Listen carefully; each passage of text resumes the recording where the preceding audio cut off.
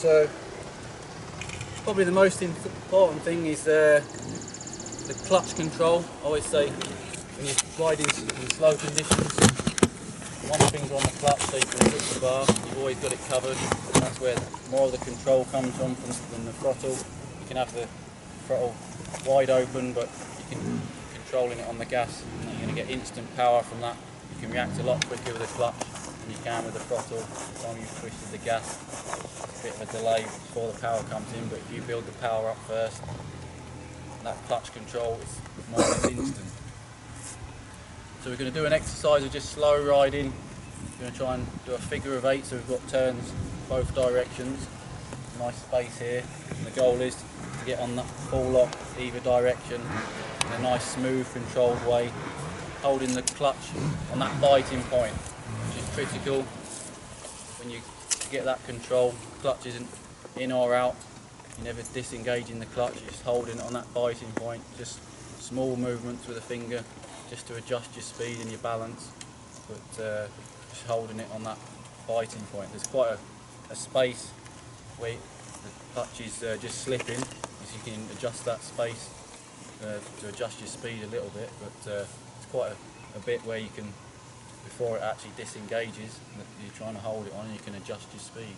So it's a balancing exercise as well. So when you're turning at slow speed, just lean in the bike slightly and focus on keeping the body, I call it keeping the body centered, which means your body doesn't actually, your upper body doesn't actually move too much. You're just moving the body, the bike from side to side, and keeping your body in a centered position, which means it's balanced. You're going to be, if you're leaning in, obviously, lean your head in when you're turning at slow speed, you're going to lose your balance and a bit of stability.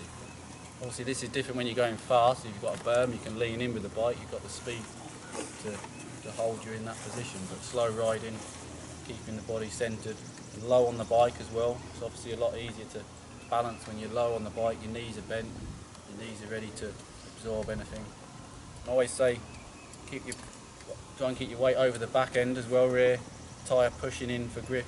If you're leaning back, suspension's compressed slightly and it's going to grip a little bit, and the front end's nice and light. So when you're doing this on the flat, you can obviously get away with making a lot of mistakes, and it's an easy exercise, just doing a few turns, no problem. But when you start to do this in some loose rocks or it's a bit slippery, your technique's going to have to be a lot better. Any mistakes, you start dabbing and fighting the bike. So the more we can perfect it on the flat ground, the better it's going to be later on. So that's about it. I'll just do a little demonstration here. Just try and, when I'm demonstrating something, just try and listen to the engine note, the position on the bike, arms and legs.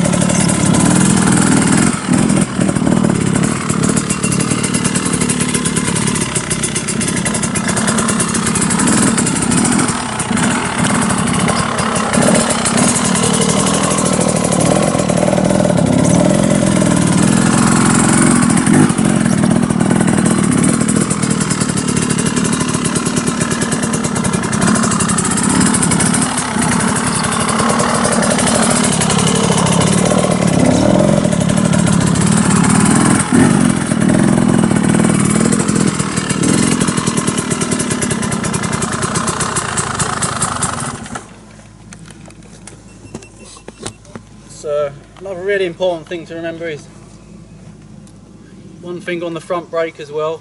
Obviously when you're in general riding, you're on and off with the front brake, so you're not getting it covered all the time, but on this exercise it's good to get that extra bit of control with the front and the rear brake, because when you're riding slow for the technical stuff, you need all the controls just to balance and get control of the bike and slow it right down.